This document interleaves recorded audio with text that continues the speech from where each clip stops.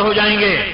عمر بن عبدالعزیز بھی خلیفہ بنا اور سلیمان بھی اسی تخت پر بیٹھا، ولید بھی بیٹھا اور عبد الملک بھی بیٹھا۔ اے ہے عمر بن عبدالعزیز کا انتقال ہو رہا ہے۔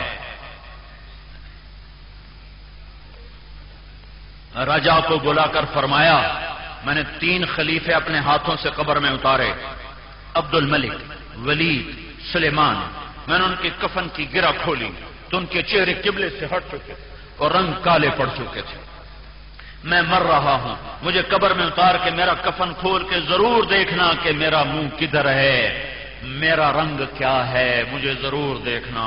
میں نے 3 بادشاہوں کو اپنی آنکھوں سے دیکھا ہے، رنگ سیاہ پڑتے، قبلے سے منہ پھرتے، اور میں تمہیں آج منبر رسول پر اللہ کی قسم کھا کے کہتا ہوں ان تینوں میں زانی کوئی نہیں تھا، ان میں شرابی کوئی نہیں تھا، سود کھانے والا کوئی نہیں تھا، بے نمازی کوئی نہیں تھا، بے روز کوئی نہیں تھا، کسی کی بیٹی پر میلی نظر ڈالنے والا کوئی نہ تھا۔ ولید بن عبد الملک تہجد میں 10 پارے کی تلاوت کرتا تھا، روزانہ 3 دن میں قرآن ختم کرتا تھا۔ ان کا صرف ایک جرم تھا، یہ ظالم تھے، یہ ظالم تھے، یہ ظالم تھے۔ اسی تخت پہ عمر آ گیا، 2.25 سال حکومت کی۔ کیسی حکومت کی؟ بچے آ رہے ہیں، اماں عید آ گئی ہے، ابا سے کہو کپڑے لے کر دے۔ یہی موقع ہوتے ہیں جب تاجر ڈنڈی مار جاتا ہے، جب اس کا گز میٹر بن جاتا ہے، جب وہ کچے رنگ کے کپڑے کو پکا بنا کے بتا دیتا ہے، جب وہ ترازو میں ہاتھ مار جاتا ہے، جب وہ کھوٹ کر دیتا ہے، جب وہ سودے میں ملاوٹ کر دیتا ہے، جب وہ زکوٰۃ بھی سمیٹ لیتا ہے، جب وہ چوری پہ آ جاتا ہے، یہی مواقع ہوتے ہیں۔ بچے ماں سے کہہ رہے ہیں، ماں عمر سے کہہ رہی کہ بچے کہہ رہے ہیں کپڑے چاہیے، کپڑے چاہیے۔ عمر کہہ رہے ہیں میرے پاس تو پیسے کوئی نہیں، میں کہاں سے لے کر دوں۔ یہ وہ دور ہے کہ 3 بر اعظم میں زکوٰۃ لینے والا کوئی نہ بچا تھا۔ یہ عمر کا دور ہے، عمر بن عبدالعزیز، 3 بر اعظم میں زکوٰۃ لینے والا کوئی نہ بچا تھا۔ عمر کہتے میرے پاس پیسے کوئی نہیں، میں کہاں سے لے کر دوں۔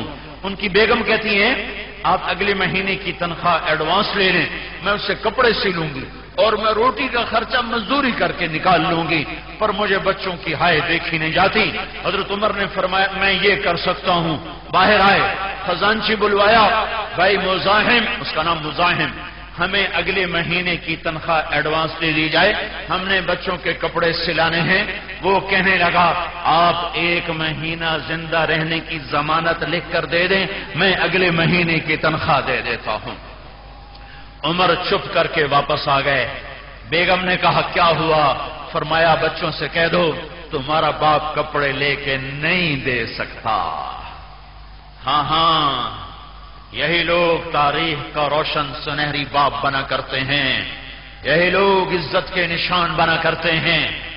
عید آ گئی، عید پڑھائی، بنو امیہ جیسی حکومت کسی نے نہیں کی، ظالم تھے یا جو تھے، ان جیسی حکومت کوئی نہیں کر سکا۔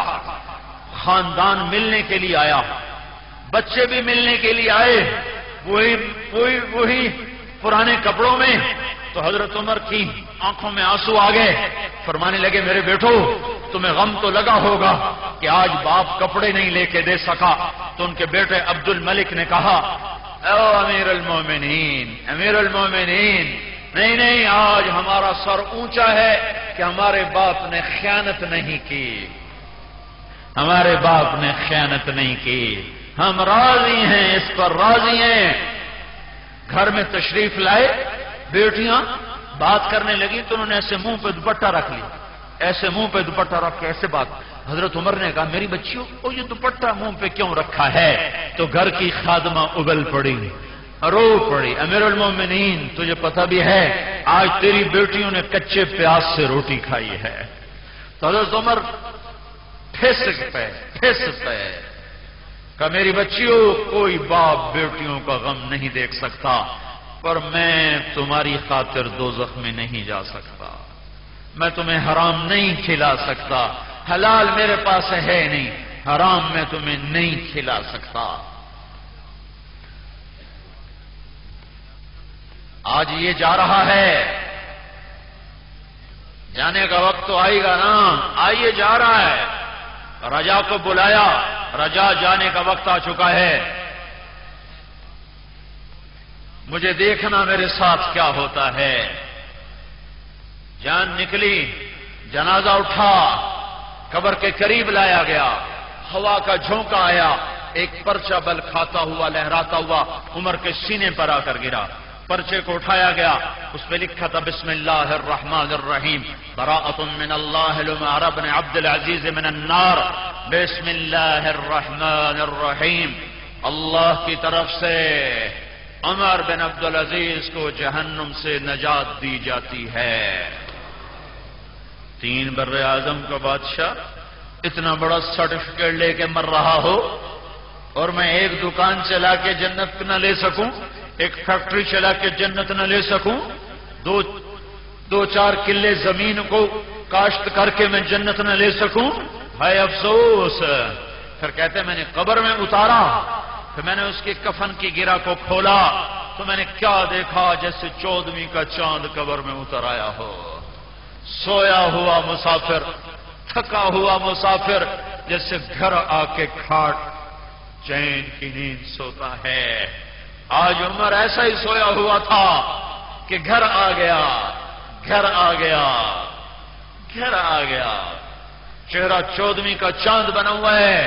کوئی ایسی موت مرو اور ایسی زندگی پاؤ